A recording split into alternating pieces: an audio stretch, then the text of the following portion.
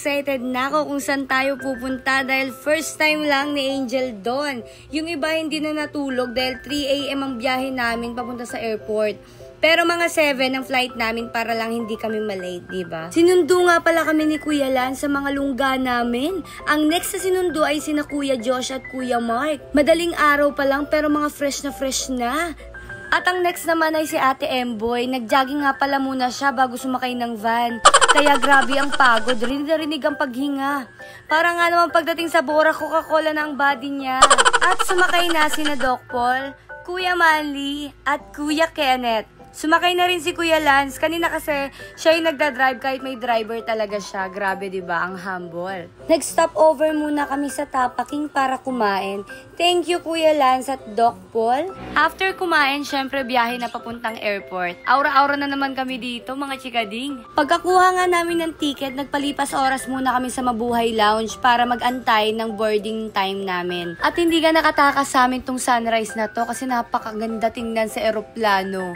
Mga 7:14 na kaya pinapila na kami nila Doc Paul para makasakay na kami sa eroplano.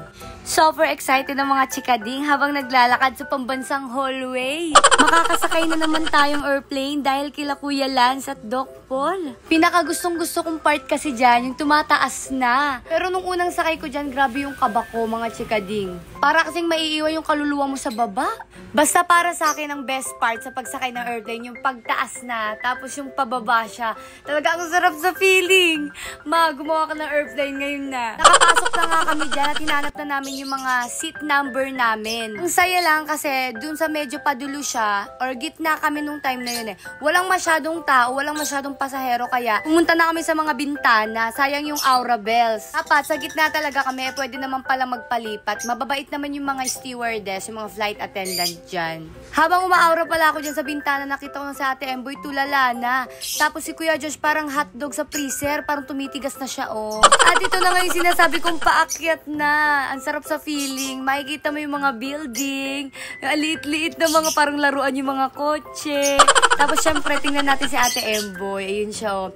Grabe daw yung ramdam niya dyan, naiiyak na daw siya dyan kasi tears of joy, diba? Tagal din ni Ate Emboy dyan nakatitig sa bintana. Miski ako. Kami magkaka-stiff neck. Summer, ang ingay mo. Pasansin yun ng ibon ko kasi meron akong biniling ibon kasi para gusto ko kasi lagi akong nasa gubat, ganon. Hilig ako kumbaga sa nature. Gusto ko yung rinig ng ibon. Dati kasi nagpapatugtog lang ako sa phone ko ng mga huni ng ibon. Ngayon kasi bumili na ako para live na talagang maririnig ko. Gusto ko palagi yung ingay niya. Pero wag ngayon summer, nag-voice over ako. Lalo na kapag nakakarinig siya ng music. Nako, nagpa-practice akong kumanta.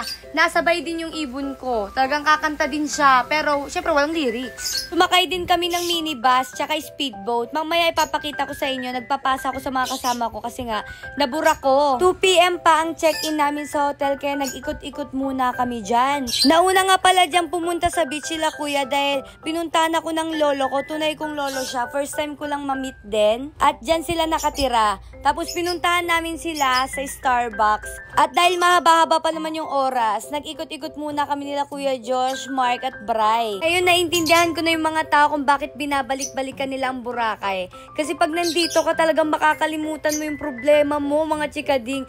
Pati yung stress mo, grabe. Wash away lahat talaga as in.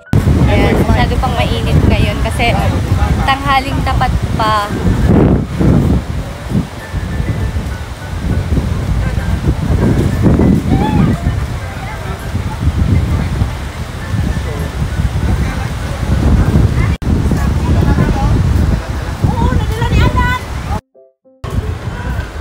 Ayan sila, oh. Andito ako ngayon nakaupo. Hindi ko na inantay, hindi na ako tumuloy kasi bukas pupuntahan din naman natin, tsaka magti-tiktok, tsaka pictorial din naman tayo. Init, ang init-init talaga, oh. Tumuloy sila. Andito ako ngayon nakaupo. Nag-aabang na afam. Mga 1 PM, pumunta na kami sa Piccolo Hotel kung saan kami naka-check-in. Ang ganda at ang aesthetic. Malawak siya, tapos maganda rin yung ambience niya. Mababait din yung mga staff. Meron din silang pool na pwede nyong liguan, mga chikading. Dalawa nga pala yung pool nila dyan at kahit saan pwede kang tumambay kasi malawak talaga. Pwede ka rin bisitahin ng mga visitors mo kung may kamag-anak ka ba dyan sa Boracay. Katulad ng lolo ko. Kami ngayon, kakarating lang namin dito sa pinag-check-in na namin sa Piccolo Hotel. Ipapakita ko sa inyo. Nasa 4th floor kami, then nasa 2nd floor naman sila Kuya Lance. Dito naman sila Kuya Josh and Kuya Mark. Ayan, ito yun, pag pumasok ka. Nasa CR pa si Ate Emboy. So, ito, dito kami. Kaming dalawa ang magka-partner, kami ni Ate Emboy. Then, dito naman yung mga lagayan. Ayan. Dito na sila. Wala tayong ganito, Mark. Meron ba? Nakasarado na. Manghihimasok naman tayo sa may kwarto ng may kwarto. Titingnan natin kung ano yung itsura ng kwarto. Hi! Oh, yan. Oh. Ganun din naman. Here's our Ayan yung CR. Oh. balcony. Oh. Ay, ang ganda. Sweet chairs and table. Yes. So, Tapos? so we have these are cabinet Yes. with Oh. locker. And we have a mini refrigerator. Hoy, wala kaming ganyan. Meron kayo nasa baba, hindi mo nakita? Ay, hindi ko nakita. Oh, meron din silang kape. Mahilig sila magkape. Yes. Then, smart TV. Smart TV. Ito nga pala yung sinasabi ko sa inyo, nag-speedboat kami bago makarating sa isla ng Boracay. Masarap din na part dyan kasi lalo na yung umaalon. Pero nakakatakot din, syempre wala kami mga life vest. Bawat biyahe namin kami lang yung maingay tapos tawa kami ng tawa kaya yung iba napapaos na talaga. Katulad nila Kuya Josh. Ako medyo napapaos na rin dyan, nararamdaman ko na kasi nga tawa din ako ng tawa. Salamat nga pala sa Southwest. Ayan, sila ang mga nag-aasikaso ng aming mga sinasakyan. Kaya hindi rin kaming hirap kasi bawat baba namin, naka-ready na yung mga ibang sasakyan namin kasi inaasikaso na rin nila Doc Paul. Nakatulog na kami kahit konti mga chikading, kaya magagala tayo. Pero kikitain ko yung lolo ko muna dito sa Boracay kasi nilutuan nila kami ng bacon. Maraming salamat po lolo. Ayan, bago tayo maggala, ayan, syempre, papakita ko sa inyo muna si lolo. Okay? Nagulat ako mga chika din kasi wala yung video namin ni Lolo. Pero meron kami mga picture. Hindi ata na-save. Sa black app kasi ako nagre-record para nakakompile na lahat mga chika din. Kasi doon, dire-diretso na talaga. Kasi pag sa camera, ikiklik mo pa isa-isa, nakakapagod yun. And then, hanapin mo baka meron kang makalimutang mga clips. So, as you can see mga chika din, wow. Sa labas na kami, naggagala na kami dyan pagtapos kong mamit yung lolo ko. Thank you, I love you lolo. At sa mga gantong oras, marami na talagang naliligo kasi nga wala ng araw. Pero kahit umaga naman, marami din naman naliligo pero pili lang talaga. Kasi masakit yung sikat ng araw tapos ililigo mo pa. Pero si Kuya Mark palagi naliligo dyan, araw-araw talaga kahit mainit. Pinuntahan nga din pala namin sila Doc May dyan, Doc Cocky, sila Doc Jim, tsaka yung mga husband nila. Ang sexy talaga ni Doc Cocky. Talagang worth it ang kanilang pagja-jogging. After namin maglakad-lakad, syempre kumain na kami. Thank you Kuya Lance and Doc Paul. Meron tayong nakahain na oyster with cheese at meron ding steak. Meron din parang bulalo. Ewan ko kung bulalo talaga yan ah. Meron pang buttered mushroom chicken, yung steak nga, sisig. Tapos yung kangkong. Meron pang isang parang beef tapa ba yun? Hindi ko alam yung pangalan.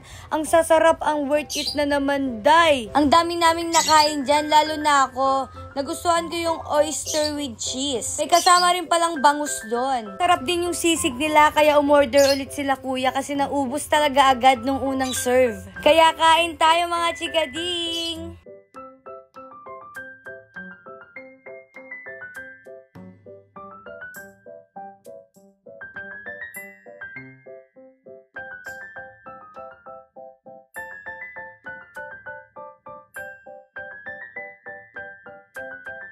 Pagkatapos namin kumain, nag-ikot-ikot na kami para naman bumaba yung kinain namin. Ang dami mga tao at marami rin mga afam. Dito nyo pwedeng bilhin yung mga gusto nyo, katulad ng mga pasalubong, remembrance dito sa Boracay.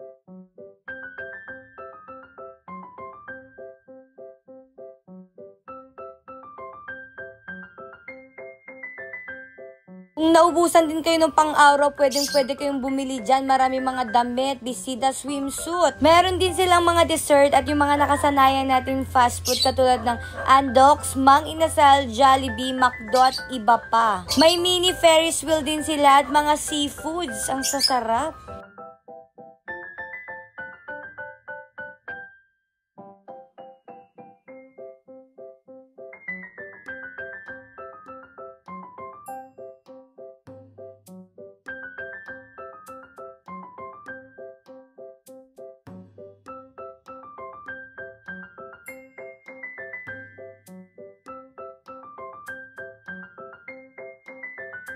Marami ka talaga magagalaan dyan, mga pasikot-sikot, mga remembrance nga ulit, tsaka mga dessert.